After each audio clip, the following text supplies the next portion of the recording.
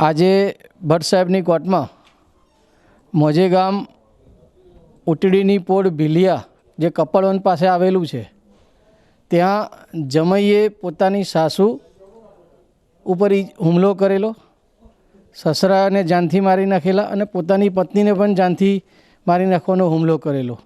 તે અંગેનો ટ્રાયલ ચાલેલો.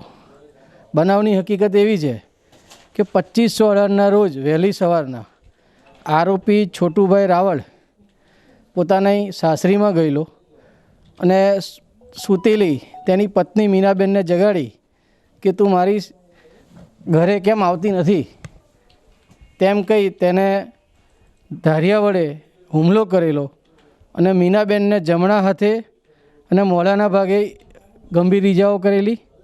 જ્યારે એની સાસુ એટલે કે જે આ કામના ફરિયાદી છે એ ફરિયાદી જડીબેનને જમણા હાથે અને ખભા ઉપર ઈજાઓ કરેલી.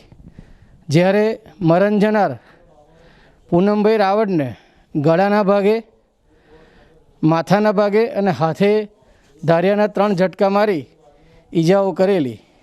જે અંગેનો સમગ્ર ટ્રાયલ ભટ્ટ સાહેબની કોર્ટમાં આજરોજ ચાલી ગયો, જેનો ચુકાદો ભટ્ટ સાહેબે આજરોજ આપ્યો છે.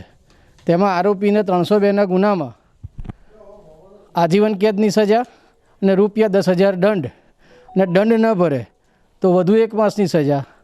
જ્યારે ઇપીકો કલમ 307ના ગુનામાં 5 વર્ષની સખત કેદની સજા તેમજ ₹5,000 દંડ અને દંડ ન ભરે તો વધુ 6 માસની સજા.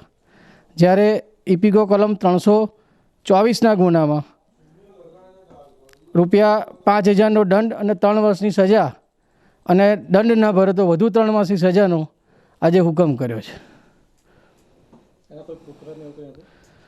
એના